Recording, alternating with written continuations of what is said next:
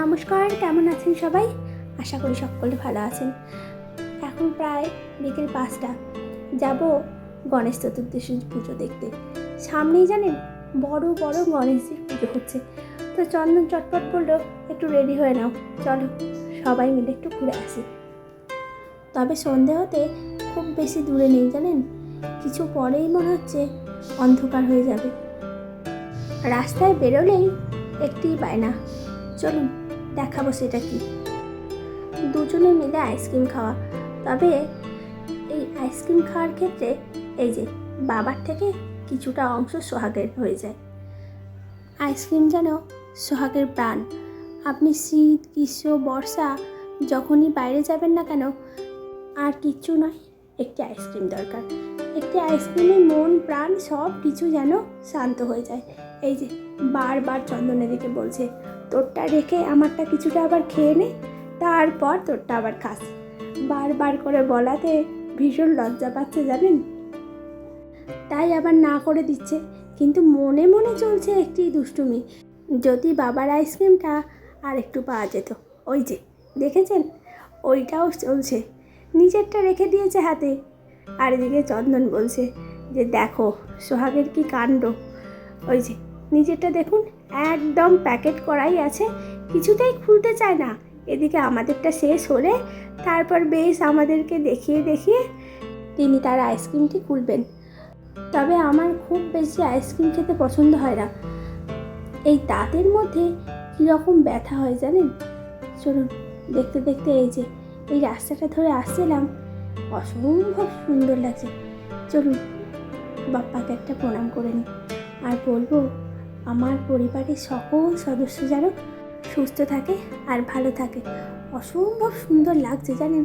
তবে কিছুদিন ধরেই দেখছি 2-4 বছর ধরে এরকম বড় বড় গণেশজির পুজো করা হচ্ছে এই গণেশ চতুর্দশীর দিন। বাপ্পার পাশে দেখেছেন অসম্ভব দুটি বড় বড় আগ দিয়ে রেখেছে, আর এই ফুল দিয়ে কি সুন্দর সাজিয়েছে। আমাদের এখানে আরও কয়েকটি ঠাকুর হয়েছে ঠিক এইরকমই বড় বড়, আর একটা তো অসম্ভব বড় হয়েছে জানেন। এটা আমাদের হাই রোড, এই সামনেটা থেকেই তো দেখলেন আইসক্রিম কিনলাম। আজকে দেখেছেন সন্ধ্যায় কত মানুষ, সকলেই তার প্রিয় মানুষটির সঙ্গে বেরিয়েছে ঘুরতে। তবে জানেন বেশ পুজো পুজো গন্ধ শুরু হয়ে গেছে, আর মাত্র হাতে গোনা কয়েকটি দিন, তারপরে শুরু হবে বাঙালির সেরা উৎসব। এই গাছগুলোকে দেখতে পাচ্ছেন, আর্টিফিশিয়াল গাছ, তবে লাগছে অসম্ভব সুন্দর। দাঁড়ান একটিবার আপনাদেরকে দেখাবো কাছ থেকে। তবে ওই যে আমরা দাঁড়িয়ে আছি, চন্দন আবার বলছে যেখানে একটু দাঁড়াও, এত ভিড় আজকে। তবে জানেন আজ ভীষণ সুন্দর একটি সন্ধ্যা কাটাচ্ছি আমরা, একটুও বৃষ্টি নেই। এত দিন যাবৎ জানেন কিছুতেই যেন বৃষ্টি আমাদের পিছু পা ছাড়ছে না, তার যেন কোনো ঠিকানা নেই, সে যখন তখন চলে আসে। অসম্ভব সুন্দর সাজিয়েছে জানেন, নানা রকম ফুল আর তার সঙ্গে আলোর রোশনাই, চারিদিক যেন একদম পুজো পুজো সাজ। এই যে সঙ্গে এই যে রয়েছে আর্টিফিশিয়াল কাশফুল। আইসক্রিম খাওয়া চলছে এখনও, মাকে একটু দিল, ব্যাস। চলুন আর বেশিক্ষণ দাঁড়াবো না এখানটায়, আরেকটা জায়গায় যাবো জানেন, এখানে মিলন মেলা বসেছে, মিলন মেলা সেই যে জন্মা, তাই ভাবছি আর এখানে বেশিক্ষণ দাঁড়াবো না। চলুন, ওই যে বলেছিলাম যেতে যেতে এই ফুলগুলো দেখাবো। জানেন জীবনে ভীষণ ইচ্ছে এইরকম কয়েকটি ফুলের গাছ লাগাবো, তবে যদি কখনো সম্ভব হয়। আমাদের এখানে তো শীত প্রধান অঞ্চল নয়, তাই শীতের ফুলগুলো যেন একটু খুব বেশি ভালো করে ফুটতে চায় না।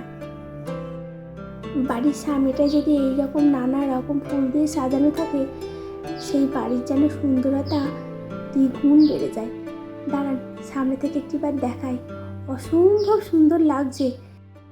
ফুলগুলো নকল ঠিকই, কিন্তু একদম মন থেকে ইচ্ছে করছে আসল মনে করতে। চলুন ওদিকে দেখুন, একটা ছোট্ট খুদে সেলফি তুলেই যাচ্ছে। দূর থেকে আরেকবার দেখিয়ে দিলাম বাপ্পাকে, যদি কেউ প্রণাম করতে চায় কমেন্ট করে জানাবেন বাপ্পাকে কেমন লাগলো আপনাদের দেখে। এই যে বলতে বলতে চলে এসেছি মিলন মেলায়। এটা আমাদের পাবলিক লাইব্রেরি হলে চলছে। অনেক দিন ধরেই চলছে, তাই ভাবলাম আজকে সোহাগ আমরা যখন বেরিয়েছি একটু নিয়ে আসি। ব্যাস, ওই যে পড়ে গেল। পাশের এই খুদেটা ছিল ওর সঙ্গী। তবে কিছুক্ষণ আগেই দুজনের আলাপ হয়েছে।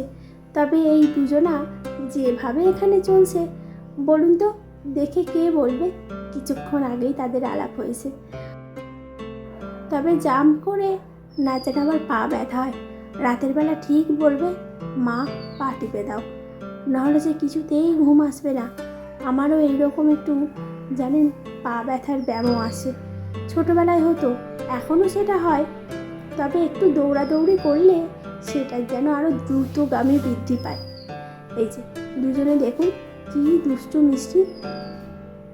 কিছুক্ষণ আগে আলাপ হলেও দুজনে এত হাসি খুশি চলছে, মনে হচ্ছে বহু বছরের আলাপ। এখন বাজে রাত প্রায় 9:30। তবে চন্দনকে একটি জায়গায় বসিয়ে রেখেছি। যখনই বলছি না কেন এবার অনেকটা সময় হলো, এবার তো নাম। কিন্তু সেই উত্তরে জানেন কি বলছে? মা আর একটু দাঁড়াও, আর একটু সময় ধরো, তারপর একটু পরেই নেমে পড়বো। এই একটু পরে করতে করতে রাত প্রায় 10:30। চন্দন ওদিকে হতাশ হয়ে বসে আছে আমাদের কাণ্ড দেখে। সে বেচারা আর কি করবে বলুন? ওই যে আমাদের সঙ্গ দিতে দিতেই তার জীবন যাচ্ছে। সামনে এই নৌকাটা দেখেছি জানেন, কি যে ভালো লাগছে। জল নেই তো কি হয়েছে, দেখুন কি সুন্দর দোলনা দুলিয়ে নৌকো চলছে, অসম্ভব ভালো লাগছে। শান্তিপুরে তো জানেনই রাজযাত্রা ভীষণভাবে বিখ্যাত। তার দুর্গাপুজোর পরপরই জানেন তো এই রকম দোলনা, নাগরদোলনা, আরও নানা রকম কত কিছু জানেন আসে। অসম্ভব ভালো লাগে সেগুলোকে দেখে। এর আগের বার তো আপনাদেরকেও দেখিয়েছি। তবে এই দোলনায় চড়তে বেশ মনটা চাইছিল, কিন্তু ওই যে রাত প্রায় 10:30 বেজে গেছে, এই যে এখনও সে নামেনি। ভাবুন একবার। তবে এই মাঠটাতে নানা রকম স্টল বসেছে, কোথাও ফুচকা, কোথাও আইসক্রিম, কোথাও চাট মশলা। অসম্ভব ভালো লাগছে জানেন।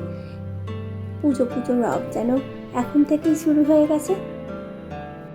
অনেক সুন্দর সুন্দর ডিজাইনের কানের ঝুমকো, নানা রকম সাজসজ্জার জিনিসপত্র এসেছে। ভাবছি পরের দিন দেখাবো আপনাদেরকে। এখন অনেকটা রাত হয়ে গেছে, এবার একটু বাড়ির দিকে ফিরবো। তবে দাঁড়ান, এক ঝলক আপনাদেরকে দূর থেকে দেখিয়ে দিই। এই যে এই স্টলগুলো বসেছে। তবে আর খুব বেশি দেরি করব না, এর পরের দিন আপনাদেরকে সামনে থেকে দেখাবো। চলুন তাহলে, ভিডিওটি আজ এখানেই শেষ করলাম। এই লাফালাফি চলতেই থাকবে মনে হচ্ছে, সারা রাত হয়তো এখানেই আমাদের কেটে যাবে। আজ তবে আসি, আবার দেখা হবে নতুন একটি ভিডিওতে। ততক্ষণ ভালো থাকবেন, সুস্থ থাকবেন, আর সকলকে ভালো রাখবেন। আর অবশ্যই কমেন্ট করে জানাবেন ব্লগগুলি আপনাদের কেমন লাগছে। ভালো লাগলে একটি লাইক করবেন। দেখেছেন কি যে লাফালাফি চলছে। চলুন, খুব বেশি আর দেরি করব না। এই দেখুন আবার এখানে হাঁটাহাঁটি শুরু করেছে। চলুন, দেখা হবে আবার নতুন একটি ব্লগে।